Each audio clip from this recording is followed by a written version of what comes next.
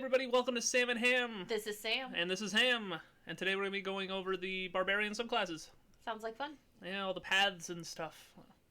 So we already talked about the Barbarian itself, so the base features we've already covered. Yep, did that in part 1. This is part 2, it's just the subclasses. Awesome. So all the stuff that we've already talked about, these guys also get. Yeah, they should have already seen this. Okay, awesome. Well, if you haven't seen this already, go back to part 1. True. So we're going to start off with Path the Ancestral Guardian. This one's from Xanathars.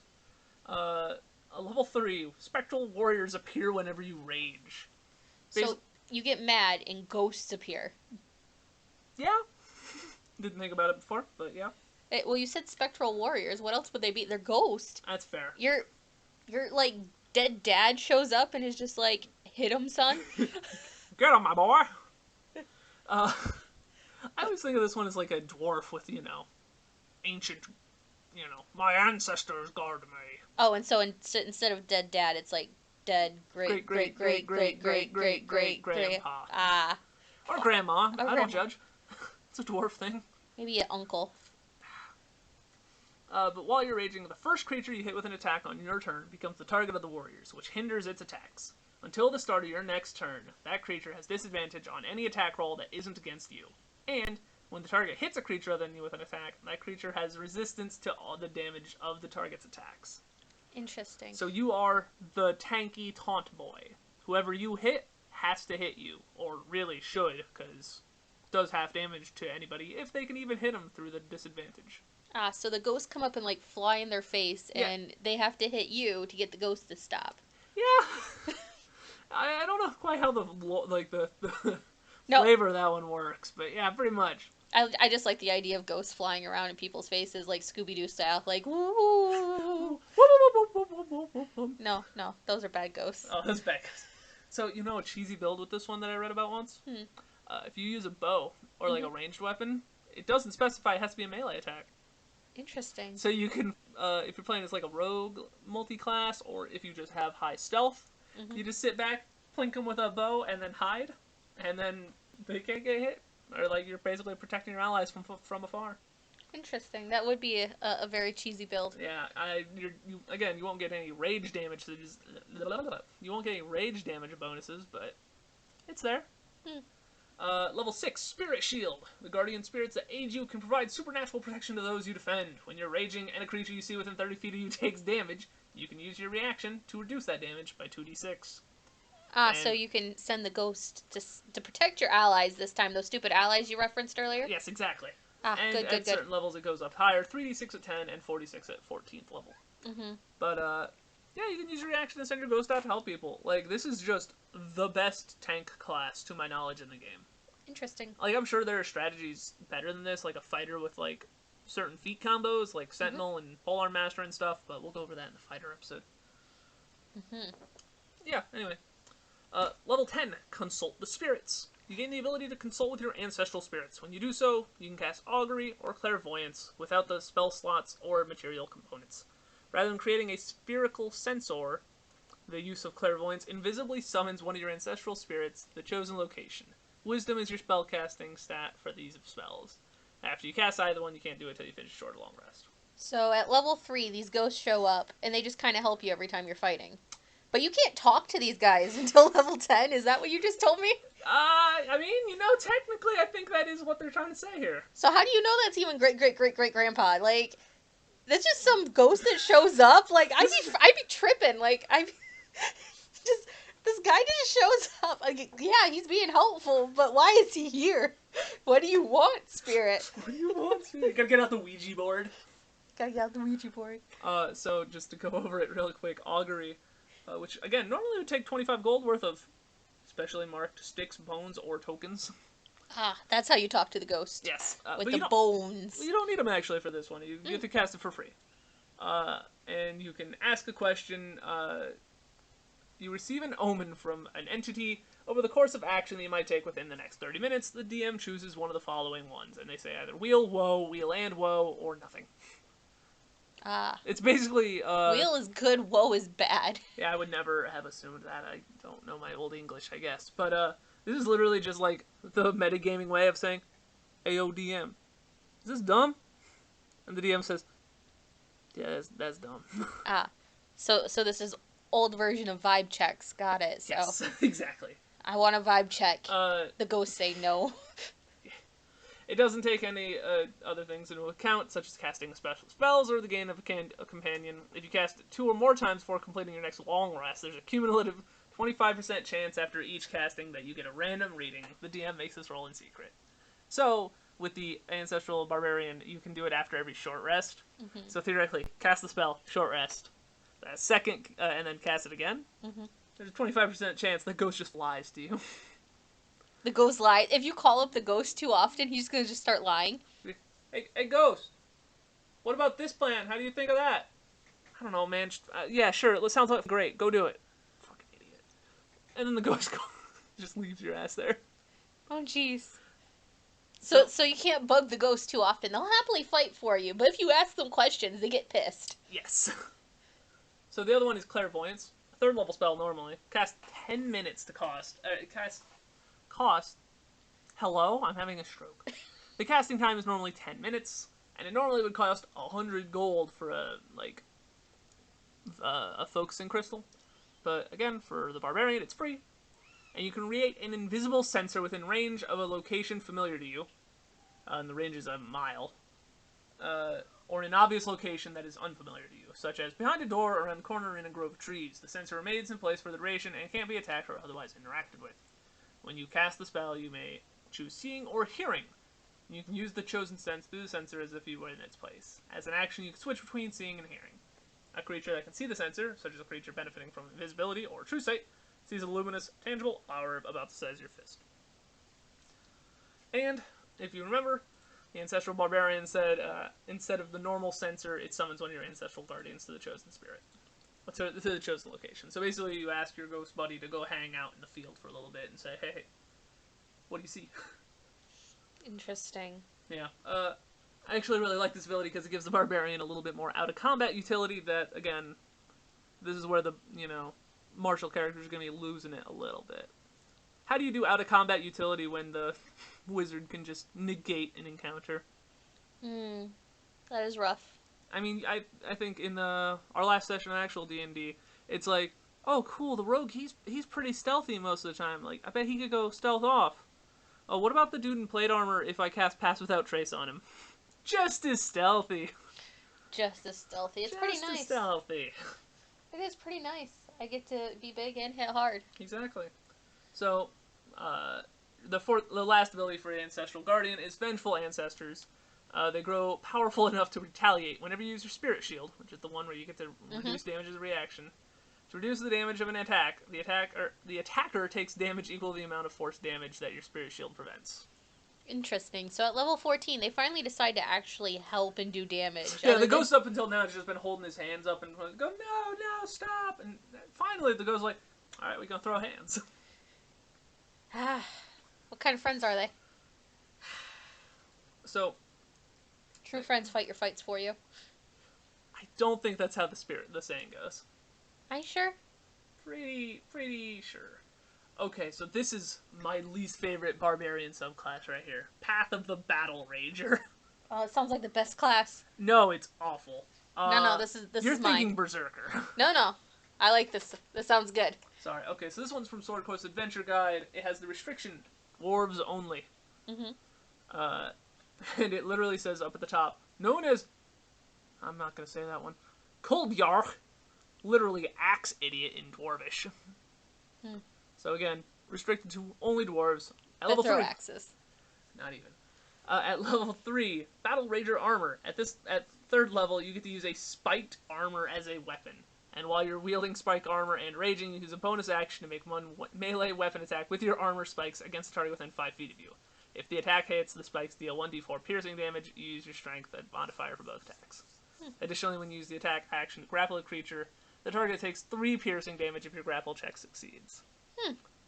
So it's basically, you grapple people, and you literally are hitting them with your spiked armor. It doesn't even list it on the website.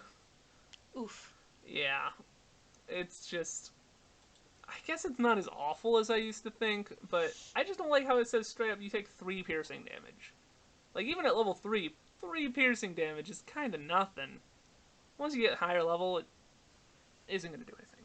Ah, so the Battle Rager can only afford a wiffle ball bat. Yeah. You gotta kill them really slowly. I like it.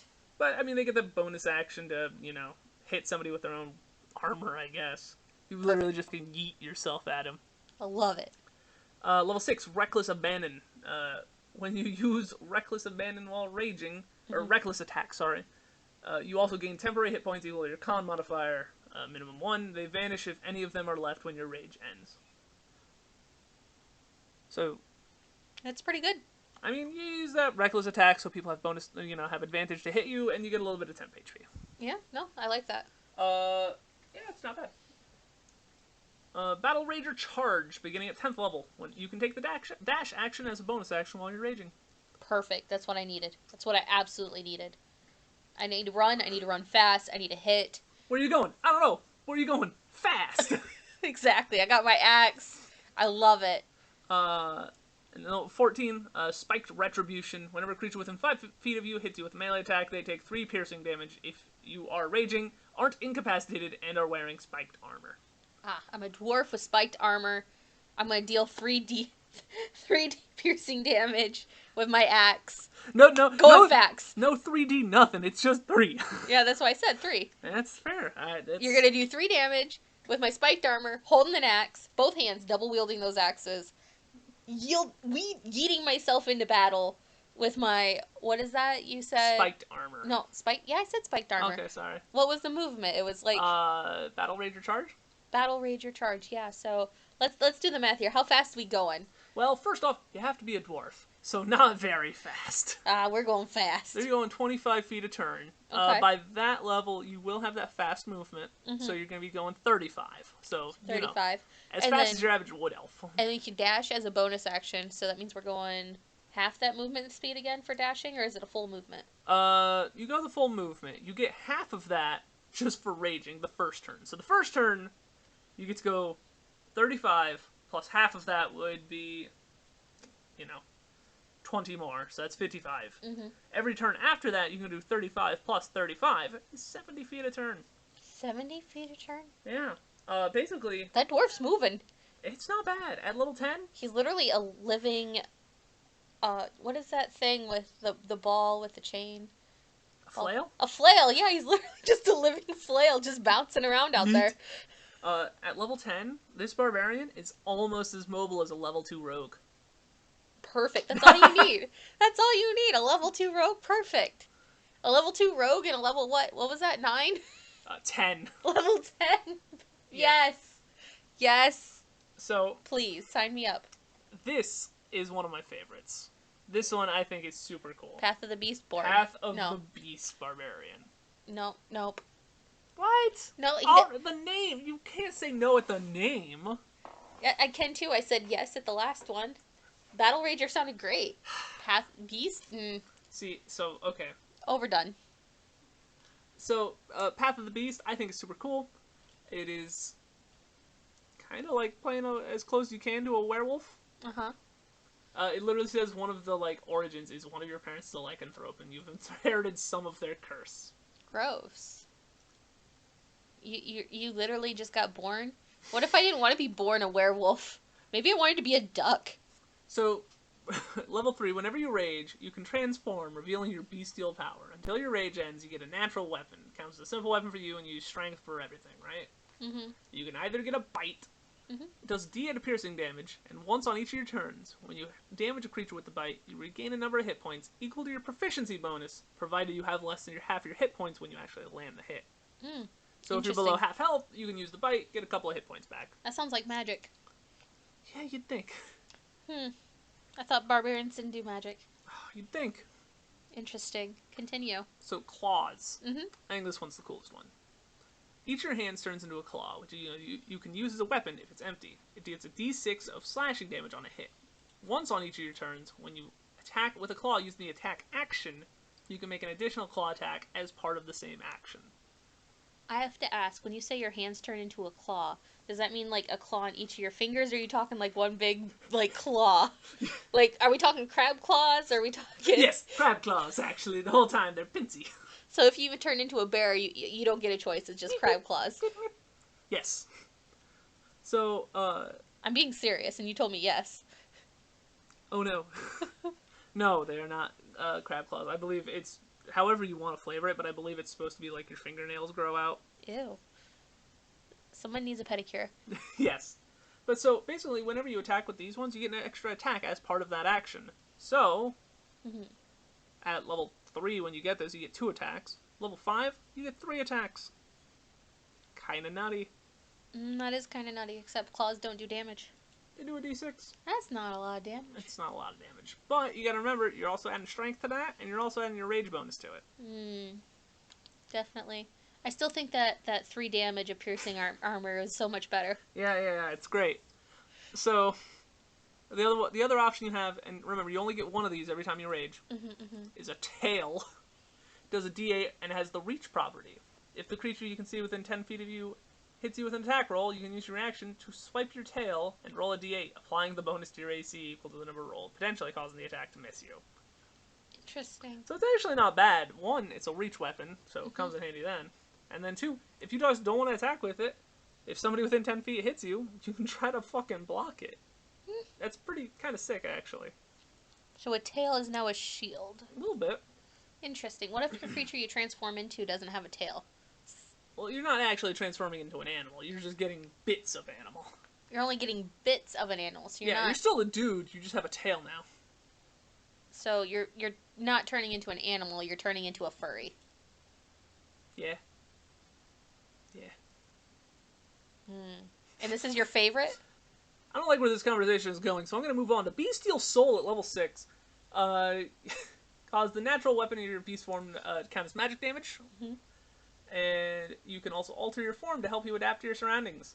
When you finish a short or long rest, choose one of the following, which lasts until you finish another short or long rest. You can either get a swing speed, and you can breathe underwater. Either get a climbing speed, which, again, you can climb even upside down on ceilings. Or, when you jump, you can make an athletics check to extend your jump by a number of feet equal to the check's total. You can make this special check only once per turn. So you can jump real far. Ah, spider monkey. Yeah, that's pretty much it. Okay. At level 10, Infectious Fury. Whenever you hit somebody with your natural weapons, so again, up to 3 times a turn with them claws, they have to make a wisdom saving throw. If they fail, you get to choose which of these 2 things happen. Either the target must use its reaction to make a melee weapon attack against another creature of your choice they can see. So you can hit a guy and make him use his reaction to hit another guy, or the target takes 2d12 psychic damage.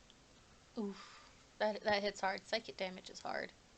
Downside is you can only use this feature a number of times equal to your proficiency bonus, and you only get them back on a long rest. So if you use it with the claws and you, again, at level 10, you'll have +4 proficiency bonus, so if you try to go through 3 of them a turn, it's rough. That is pretty rough. And then level 14, Call the Hunt. The beast within you grows so powerful that you can spread its ferocity to others and gain resilience from them joining your hunt. When you enter the rage, you choose a number of other willing creatures you can see within 30 feet of you equal to your constitution modifier, minimum 1 other creature. You gain 5 temp hit points for each creature that accepts this feature. Until the rage ends, the chosen creatures can use the following benefit once on each of their turns. When the creature hits a target with an attack roll and deals damage with it, the creature can roll a d6 and gain a bonus to the damage equal to the number roll. You can use this feature number times equal to your proficiency bonus, and you gain them all back when you finish a long rest. So this is a bardic inspiration. Yeah, basically. For damage. You buff everybody in the party to just do more damage for a turn. Or for a little bit. For a minute. Yeah. It says when the rage ends. Yeah, that's true. So yeah, pretty much up to a minute. A better bardic inspiration. Don't tell the bards that. They'd be offended. I don't think they're able to be offended. So next up is the Barbarian Path of the Berserker. So every class pretty much has this one subclass that is basically just that class, but more. Like, you know, the beast is kind of like the Barbarian mixed with a little bit of Druid. This is just Barbarian plus more Barbarian. Okay. It's Barbarian squared. Okay. So instead of being able to go into a rage, at 3rd level, you can go into a frenzied rage. If you do so for the duration of your rage, you can make a weapon attack as a bonus actions on each of your turns after that one. When the rage ends, you suffer a level of exhaustion. Oh, well, that So- can get dangerous pretty fast. It can. 6 levels will kill you, and even 1 level can be pretty debilitating. Referencing that exhaustion chart really quick, I can see that there's only 6 levels, 6 being letter death. 6 being death. 1 even giving you disadvantage on skills, which really, that's not too bad. Like, you make it through the rest of the day with, oh no, I'm not as smart. You weren't smart in the first place. So you're saying that Barbarian having disadvantage on those strength checks. Yeah. What if they had advantage on those strength checks, though? It might be handy. So that would just cancel out. Yeah. And what if, eventually, you would even have an ability where if you scored less than your strength score, you just got your strength score anyway? That would be pretty handy. It's almost like there's some synergy with this subclass. Interesting. But still, disadvantage on those ability checks. Yeah, that could be a little hard for that low-level Barbarian. Yeah. And you do only lose 1 level of exhaustion every time you rest. Long rest, specifically. Yeah, so it takes a couple of days to recover. Yeah, if you go ham in one day, it could potentially take, half a week to recover fully. That's why we don't go ham. Yep. But, I mean, having the ability to attack as a bonus action with a potentially a great axe while you're raging, that's pretty strong. Yeah, 2d6 is a pretty good thing to swing with. Plus strength, plus all that extra rage damage. It gets kind of spooky. Pretty spook. I am shook. Now, another wow. use... Much wow. Much wow. What else comes in handy is Mindless Rage, level 6. You can't get charmed or frightened while raging. If you are either of those, when you enter your rage, the effect is suspended for the duration of your rage. So you get spooked, get angry, and then you're no longer spooked? Until you're no longer angry, then you're spooked again. Kind of makes sense, actually. It does, but you'd think you'd have like a 50-50 chance shot of attacking the wrong person because you got angry for being spooked. It's true. It's kind of that whole, like, you punch the paladin in the face because he snuck up on you. Except you're surprised that he snuck up on you because he's loud and clanky. Yeah. Do you remember in one campaign where our Barbarian was charmed and he almost killed my poor goblin body? If only he could be immune to charms for, when he's raging. Unfortunately, he was not a Berserker Barbarian. He was not. That is unfortunate, and that is a pretty good plus side if you're dealing with a lot of people with charms. It only needs to matter once. So, what if this Berserker Barbarian also happened to be an elf? Elves are immune to sleep and have resistance to charms. So, actually, it's kind of anti-synergy there, because you're not going to get charmed. Interesting. Interesting. Alright, what's the next thing? Up next is Intimidating Presence. At 10th level, you can use your action to frighten somebody with your menacing presence. Basically, they have to make a wisdom save. They have to be within 30 feet of you. Make a wisdom save. It's based on your proficiency bonus and your charisma modifier. Or be frightened to you until the end of your next turn. And on subsequent turns, you can use your action to extend the duration for until the end of your next turn. It ends if they are out of line of sight or more than 60 feet away from you. If it succeeds on a saving throw, you can't use it again on the same creature for 24 hours. Kind of cool. That is kind of cool. I don't see it coming in handy in combat very often, except for if you have to run away. And, well, quite frankly, if the Barbarian has to run away, it's not a good time. Well, the only thing I can think of is if somebody keeps shooting or hitting at your puny wizard friend, so you just kind of step in between and get all intimidating looking. So they changed their mind and decide to stop shooting your wizard friend. That's true. Yeah, as you can see, a frightened creature has disadvantage on ability checks and attack rolls while the source of its fear is in its line of sight. So yeah, I guess you could pretty much use it to keep them off somebody else if you really don't think attacking would be a better use of your time. Well, you might have to swing at more than one person. Maybe that puny gold ball just kind of, keeps hitting your puny wizard friend while you're dealing with the paladin. Then gives the tiny kobold. Nah, the wizard can handle him. Ah, wizard's got him. Ah, fuck that wizard. Cool. Kind of handy. Yeah. Anything else this guy can do? One last thing. Retaliation. Starting at 14th level, when you take damage from a creature that's within 5 feet of you, you can use your reaction to make a melee weapon attack against that creature. You don't automatically get that at lower levels? No, just till 14th. Just at 14th level. That's when you finally get that opportunity attack. Well, you can always get the opportunity attack if somebody walks away from you. This gives you an opportunity attack if somebody hits you. Oh, so it's a better one. Yeah, pretty much. It's, you know, you can still pick the original one if you need to. If somebody leaves, you can use your reaction to hit them. But then now you can also take a reaction if they hit you. Interesting. You stab me, I stab you back. Classic. Classic. Stab you back twice, because now it's my turn. Yeah, both. This is the Path of the Storm Herald. These guys are kind of complicated and kind of neat. They come from Xanthars. Oh yeah? They're pretty cool? I think so. Interesting. This is Storm Aura. You get it at 3rd level. And whenever you rage, you get this aura that goes out 10 feet around you. Spreads out to 10 feet. It doesn't go through total cover, so it won't go through walls or anything. But it will go around like half cover, so it'll hit a guy on the other side of a like log if he's hiding behind that. Okay. So you can't just get angry on something on the other side of a fence. Fence, maybe, if it's something you can like see over, but like some dude on the other side of the wall, no. So castle walls and doors, you couldn't... Not quite. That's unfortunate, but you also, basically, you get to pick one of these 3 types of environment whenever you take... You can change it every time you level up, so could be handy depending on how things happen throughout the campaign. And you get to either pick Desert, Sea, or Tundra. So you're saying if we level up right before we go fight the ice giants, we should probably take desert. I mean, yeah, kind of. Interesting. I'll keep that in mind. Totally not foreshadowing that campaign. You choose either Desert, Sea, or Tundra, which you'll notice if you see ahead, there's a couple other abilities that use the same 3. Yeah, what if you want to use jungle? Then you're shit out of luck. Ah. The auras have some saving throws. Sometimes it uses 8 plus your proficiency plus Constitution modifier. Desert, all of the creatures take 2 fire damage around you. It increases at 5, 10, 15, and 20. It's not a lot of damage, but over time it can certainly add up. I mean, if you're raging for 6 turns, it's another 18 damage over the course of a fight at level 5. Like, it's not a lot, but it's certainly something.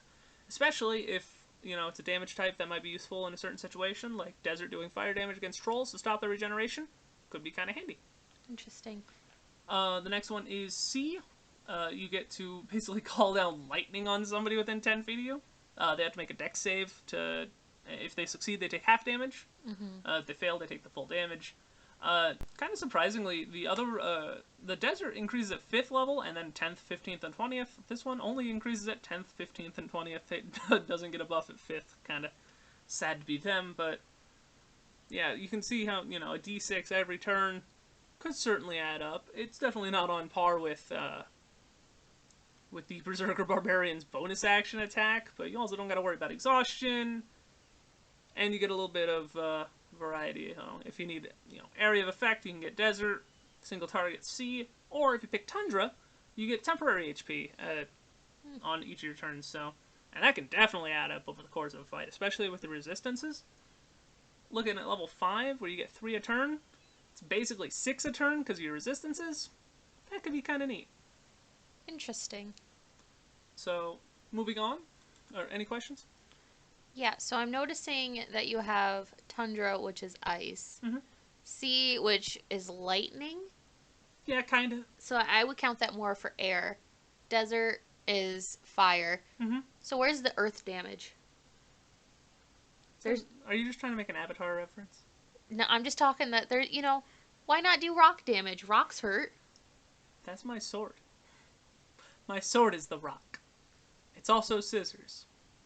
Ha. Ha. Rock, paper, scissors. I see what you've done. Yeah, that was the reference. You're horrible. I know, I try. Alright, move on. Move on. So, next, level 6 at Storm Soul. You get an aura effect... blah, blah, blah, blah, blah. Level 6, you get Storm Soul. You get benefits even when your aura isn't active. The benefits are based on the environment you chose for your Storm Aura. If you pick Desert, you get resistance to fire damage, and you don't suffer the effects of extreme heat. Moreover, as an action, you can touch a flammable object that isn't being worn and set it on fire. So you get Control Flame. Basically, you can survive in deserts, resist a fire. That's not bad. Yeah. And light things on fire. Yeah, what more could you want? Pyromancy. Fair. If you have sea, you get resistance to lightning damage. You can breathe underwater and gain a swimming speed of 30 feet. That's kind of handy. Even out of combat. Yeah. I'm terrified of underwater sections of video games, real life, D&D. I don't like water. You don't like water? Well, it's fine to drink. I don't like being under it. I'm gonna hold a glass of water above your head, see how you feel. Horrified. Ah. So finally is Tundra. You get resistance to cold damage. You don't suffer the effects of extreme cold. And as an action, you can touch water and turn a 5-foot cube into ice, which melts after a minute. As an action, the action fails if creature is in the cube. So no freezing somebody's foot in a cube of water. You make ice. You're a snow cone maker. Not Elsa. I know you're getting ideas. But Elsa could walk on water because she froze. So a 5-foot cube, that's enough to stand on and then, like, push it around places, right? So you can make a little ice boat. Moving on. No, we're gonna do Buddy the Elf now. Like, stand on an iceberg. Nope, we're gonna move on. Bye, Buddy. Bye, Hope you're Buddy. finding your dad. Do you have any questions? Could I do that? Moving on. Shielding Storm. No, you gotta answer this. Can I do that? What? Rules as written. Okay, Could I make a 5-foot cube of ice in the water, have it float, stand on it, and then bye, Buddy? I'd say yeah. I think a 5-foot cube of ice would probably float. You walk on it and it lasts for a minute, and it only takes an action to do so. So theoretically, you would be able to reach down, keep making blocks of ice, and then moving on. Interesting. I could walk on water. So can your average druid or cleric. Shut up, I'm a barbarian. Shut up. That's fair. Moving on. Level 10, Shielding Storm. Use your mastery of the storm to protect others. Each creature of your choice that has damage resistance each creature of your choice has the damage resistance you gain from the Storm Soul feature while they're in your storm aura. So if you pick fire, you have the aura active, everybody stacks on top of you. When that fireball comes in, at least you all resist the fire. Interesting. So everyone should stay close to the desert barbarian when we're fighting dragons. No, still spread out. What are you doing? No, I heard resist the fire damage. I mean, yeah, but I'd rather not stand near Barbarian and just hope it doesn't pick me. No, pick me. Fair. I'm the barbarian. I am the Barbarian. And finally, at 14th level, you get Raging Storm. The power of your storm grows even stronger. It's based on the environment you pick again. Desert, immediately after a creature in your aura hits you with an attack, you can use your reaction to force that creature to make a dex save. On a fail, they take fire damage equal to your Barbarian level, which again, 14th level, so it's minimum 14 if they fail. C, when you hit a creature in your aura with an attack, you can use your reaction to force that creature to make a strength saving throw. On a fail, they're knocked prone. Ouch. That's pretty good. Mm-hmm. And finally, Tundra. Whenever the effect of your storm aura is activated, you can choose one creature you can see in the aura. That creature must make a strength save, or its speed is reduced to 0 until the start of your next turn. Those are all pretty cool. Those are pretty neat abilities. Yeah, that's pretty cool. I wish you got something like that a little bit earlier. Yeah, unfortunate. But certainly a kind of neat ability. I can't say I've ever thought of a character idea that kind of fits the theme going on here, but it's interesting at the very least, I think. No, I'm still thinking Barbarian Elsa. Alright. Next up, we have the Barbarian Path of the Totem Warrior. Totems. Yeah, this one's also from Player's Handbook. Mm-hmm. It's kind of a cool one. I think it's pretty neat. It's got a whole bunch of, like that spiritual, like, orc, shaman-y flavor. I feel Viking. Is this Viking feeling? I could see Viking. Good. So basically, you get to pick the different animals that you are represented by at each time you get a feature. Mm-hmm. First off, you start off with Spirit Seeker. Lets you cast Beast Sense and speak with animals, but only as rituals. So because they normally take an action, when you go to cast them as a ritual, they don't take a spell slot or anything, but it takes 10 times longer to cast it. So instead of taking an action, it takes a minute. So you better hope that animal's pretty patient if you're going to speak with it. Yeah, pretty much. Ah. I don't think the jaguar is going to chill in the cage very long. If it's in a cage, it has nowhere to go. Yeah, well, it's going to get pretty angry. Yeah, well, you know. Can you speak with animals to speak to dragons? No, they're not animals. Would that get... I feel like it could give you advantage, though, on trying to talk to it because it's a beast. It's not a beast. It's a dragon. Also, I feel like you might piss off the dragon by insinuating that it was a beast, because they're probably smarter than you. Most likely, but I'm trying to learn a separate language here. You think talking to animals would help? Like, Draconic sounds very lizard-like. Yeah. I suppose. Do you hate my train of logic? Yes. Well, all aboard, motherfucker. Choo-choo. Anyway, we're picking animals. No. Yeah, moving on. Totem Spirit. This is what you get at level 3. You get to choose a totem from its features. Yeah, you get to pick a totem, and you get the feature, like, represented. So, the 5 animals you get to choose between. For Bear, while raging, have resistance to all damage except for Psychic. That's, like, I know one of the most popular ones, because now you don't gotta worry about Fireball. You don't have to worry about any of those fancy schmancy spells killing you. You have resistance to basically everything. Interesting. Yeah, and I know there's, like, a cheesy build that you can do. Mm-hmm. Do you know the Kalashtar? No, I know nothing. They're a race from Eberron. They're like these dream people. They like have connection to the dream realm.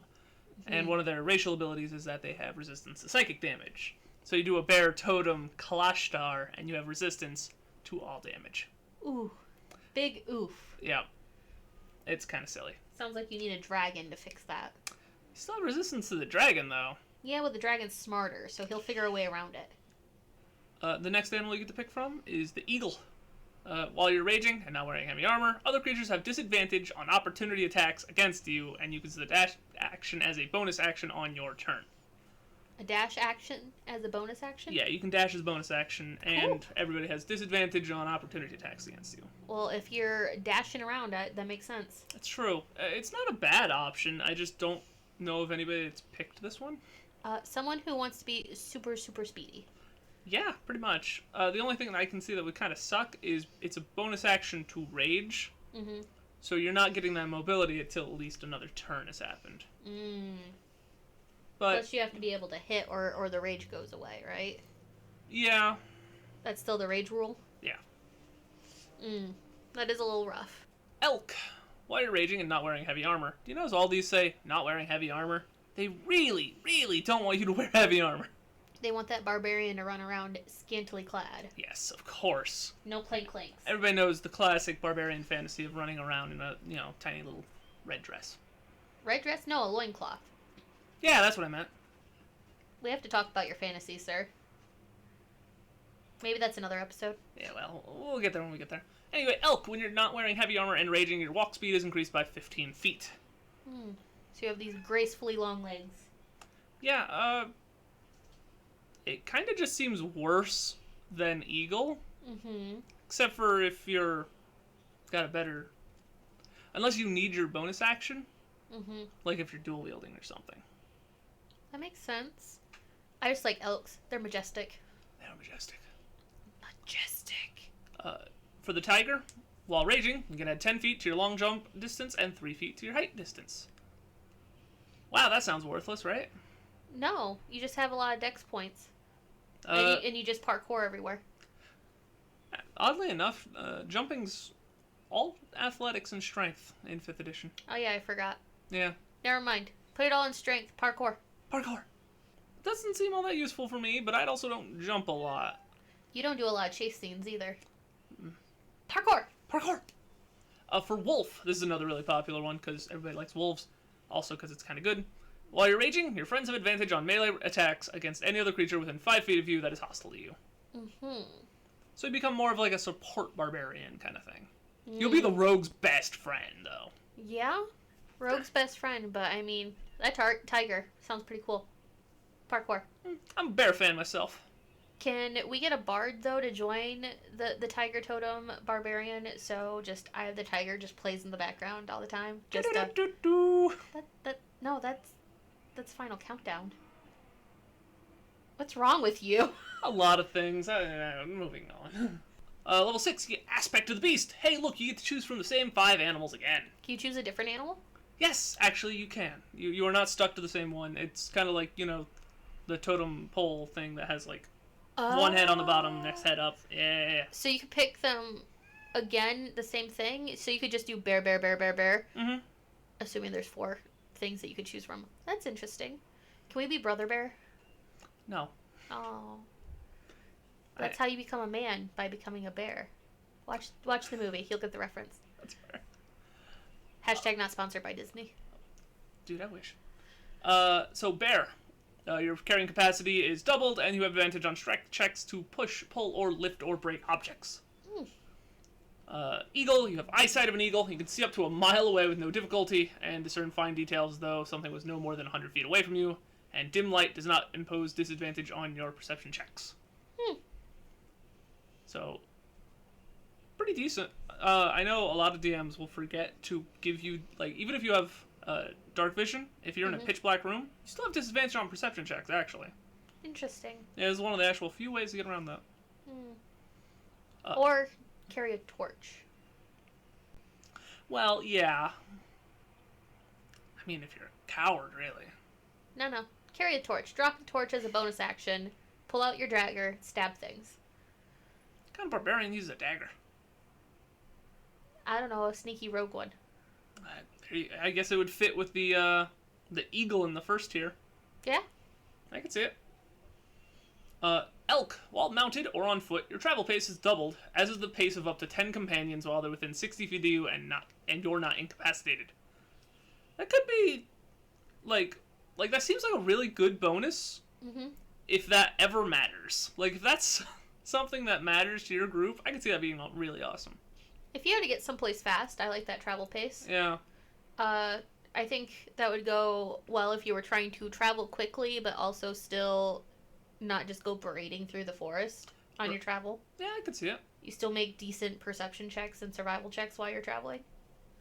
Yeah. If you haven't noticed, the level 6 abilities are almost all entirely utility. Makes sense. A lot of these tend to be utility. At least at this tier. Like, the first tier was all pretty much damage. It's all combat-oriented. This one, very not combat-oriented. Interesting.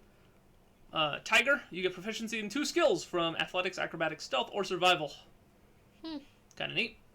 And Wolf, you have the hunting sensibilities of a wolf. You can track other creatures while traveling at a fast pace, and you can move stealthily while moving at a normal pace. That would be cool. Yeah.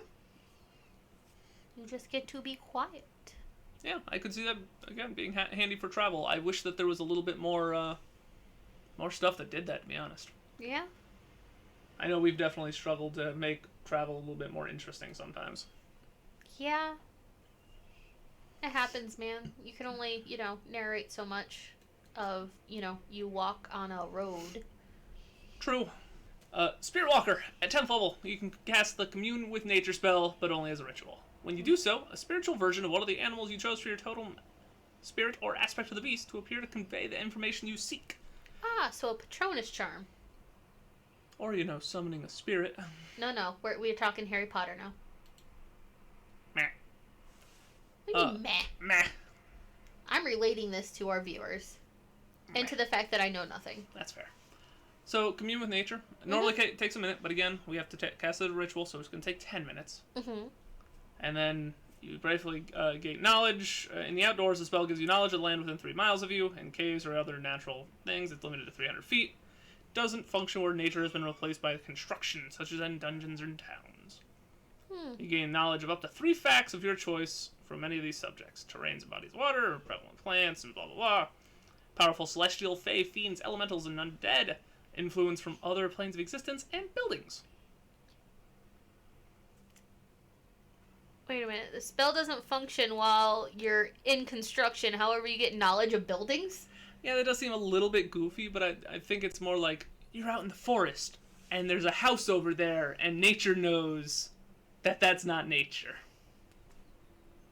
Interesting. So, like, it could give you, like, history on a ruined temple if you're outside the temple.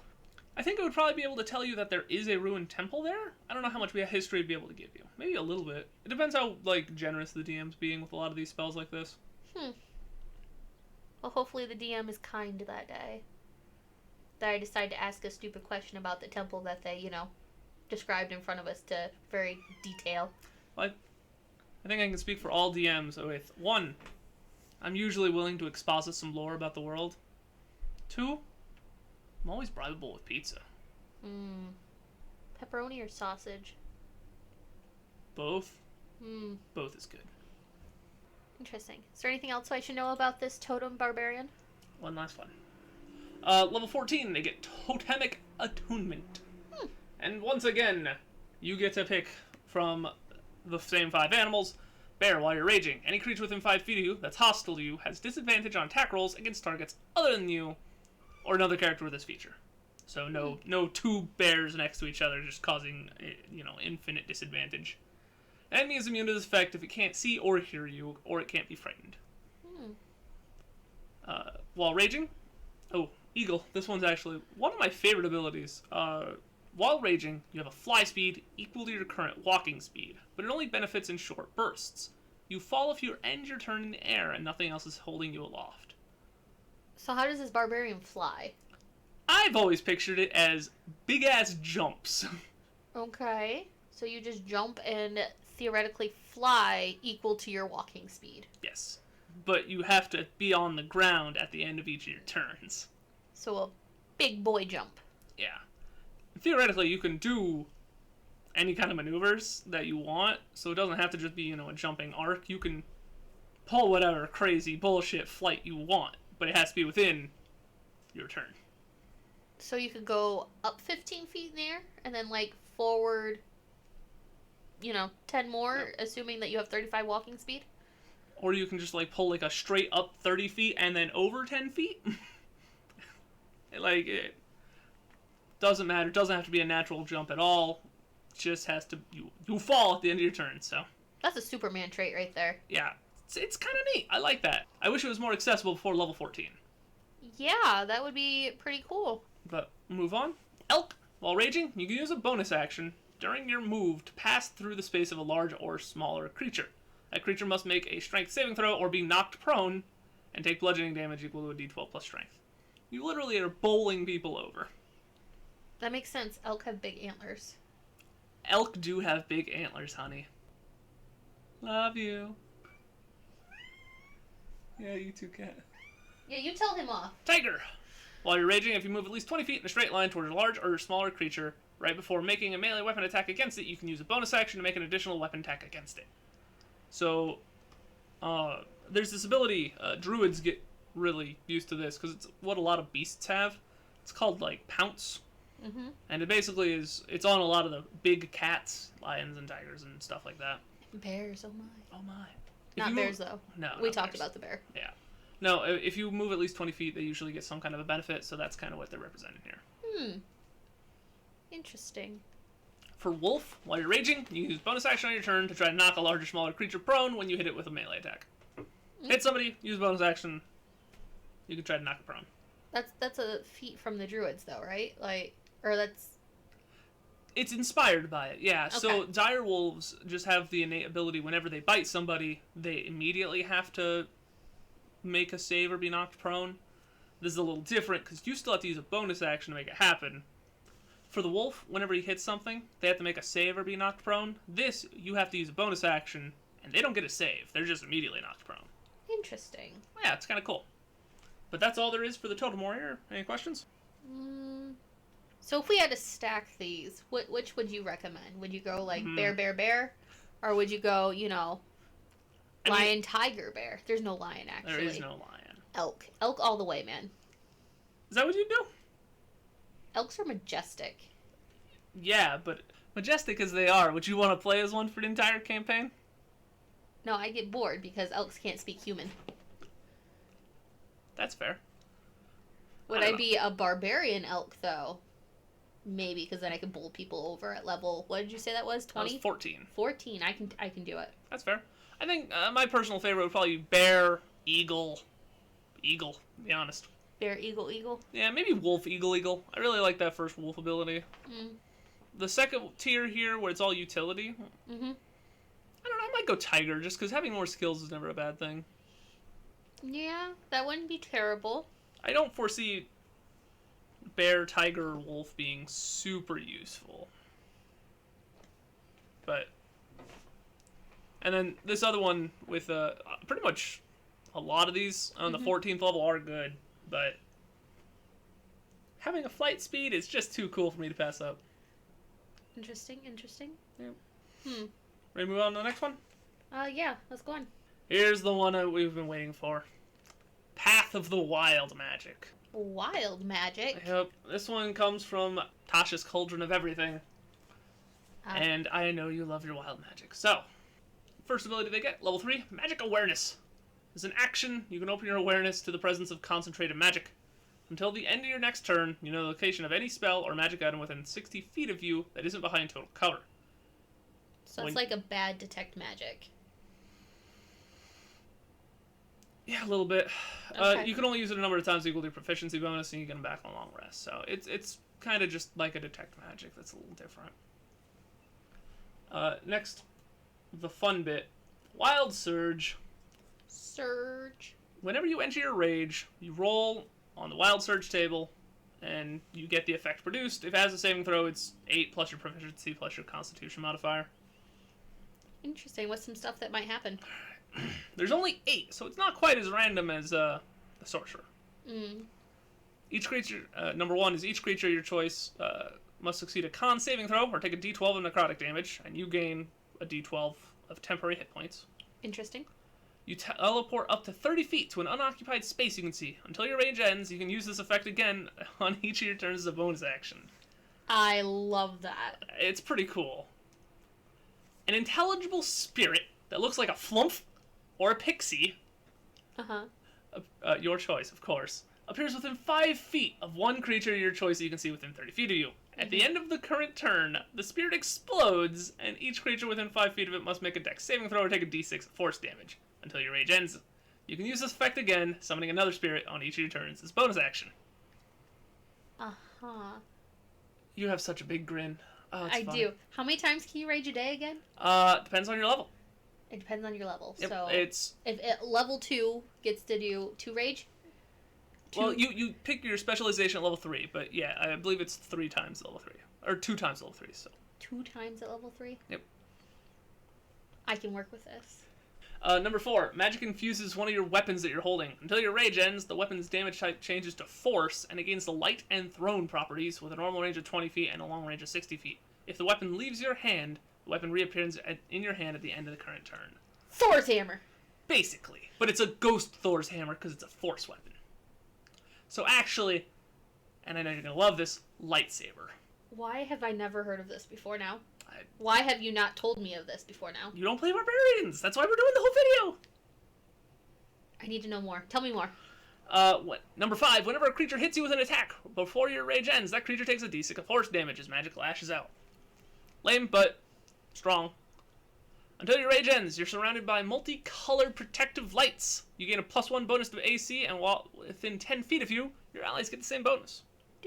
Number 7, flowers and vines temporarily grow around you until your rage ends. And the ground within 15 feet of you is difficult terrain for your enemies. Not for you, though. Not for you or your allies. Ooh, I like that lack of wording. I think it's intentional. I have to assume. They would have caught that if it wasn't. Number 8, the last one. A bolt of light shoots from your chest. Another creature of your choice that you can see within 30 feet of you must succeed on a Constitution saving throw or take a d6 of radiant damage and be blinded until the start of your next turn. And just like the other ones, until your rage ends, you can use this effect again on each of your turns as a bonus action. So you get That's strong. You get an Iron Man blaster? That blinds people. I love it. That's good. I do know there's a 1 in 8 chance of getting any of these things, but they're all pretty good. Well, let's read on, shall we? Read on? Okay. Beginning at 6th level, you can harness your wild magic to bolster yourself or a companion. As an action, you can touch one creature, which can be yourself, and confer one of the following benefits of your choice to that creature. For 10 minutes, the creature can roll a d3 whenever making an attack roll or an ability check, and add the number rolled to the d20 roll.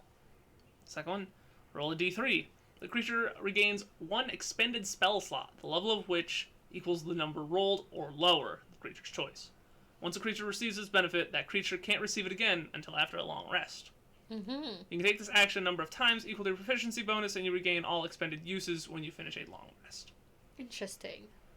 So if you touch yourself, you can't give yourself a spell slot because you're not magical. You don't have spell slots. Unless you multiclass. Unless you multiclass. But, yeah, no.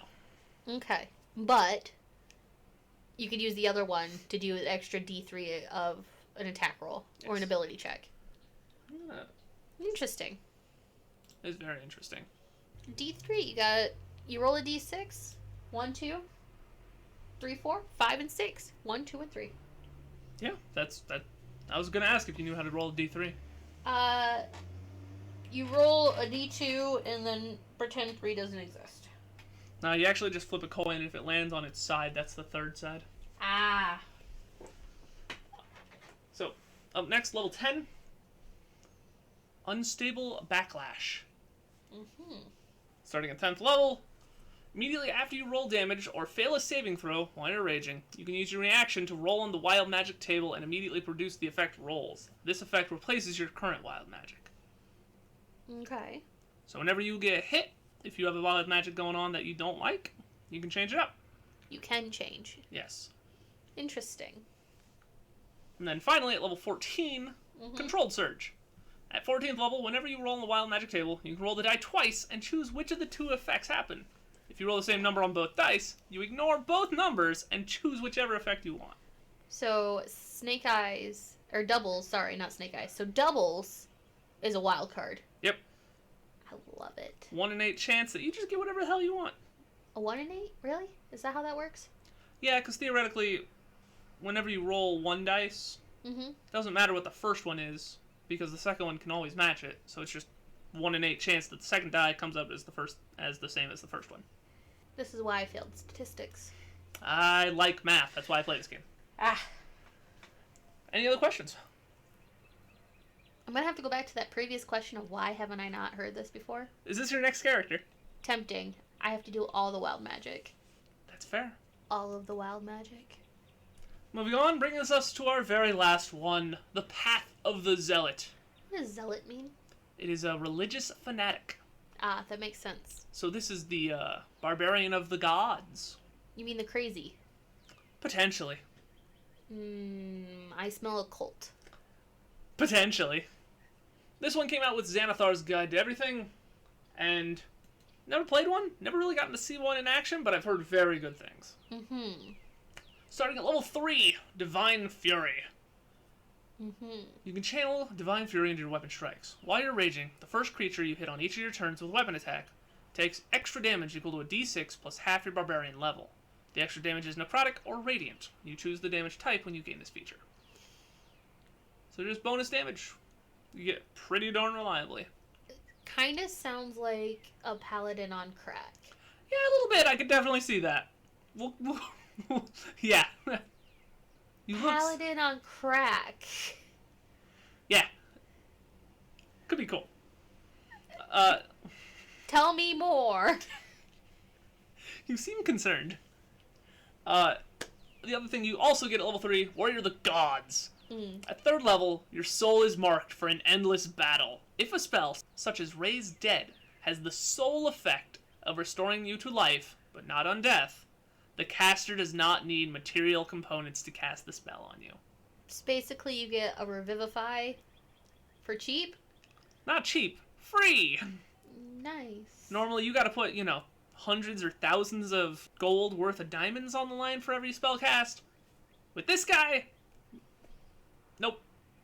No, so if you fall in battle, the guy could just cast Raise Dead on you. Yeah. And you just get a do-over. Yep. Interesting. Hasn't come up yet. Here's a small spoiler for an Exilia thing. There's been a orc. It was this old orc zealot barbarian. They have kept him interned in this mausoleum for quite some time, hundreds of years. they keep casting Gentle Repose on him. And Gentle Repose basically just keeps the body fresh. It lasts for 10 days, and they can't become undead, and those days don't count against the time limit of spells such as Raise Dead. Okay. So they do that, and then, it's like a ritual for the religion of these people. They, come down every 10 days to cast this spell on the body of this old hero, so that should the time arise, they can just go over to him. They don't need diamonds or anything. They can just cast Revivify on him. Interesting. Hasn't come up yet, but we'll see. Interesting. Yeah. So Anyway. we have a Sleeping Beauty orc that I need to go find now? Yeah, good luck with that. Interesting. Did he happen to work in a library? No. Is he in Silverkeep? He is not. Silverkeep. Silverkeep is not the place of fanatical orcs. You'd be surprised. Fair. We're gonna make it. Fanatical Focus, level 6. If you fail a saving throw while raging, you can re-roll it, but you must use the new save. You can only use this ability once per rage. When you really need to succeed the saving throw on that fireball. Honestly, you probably wouldn't use it on a fireball. You'd probably use that on, some kind of charm, or something that's going to really take you out of the fight. Level 10, Zealous Presence.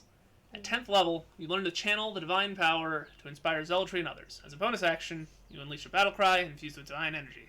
Up to 10 other creatures of your choice within 60 feet of you that can hear you gain advantage on attack rolls and saving throws until the start of your next turn.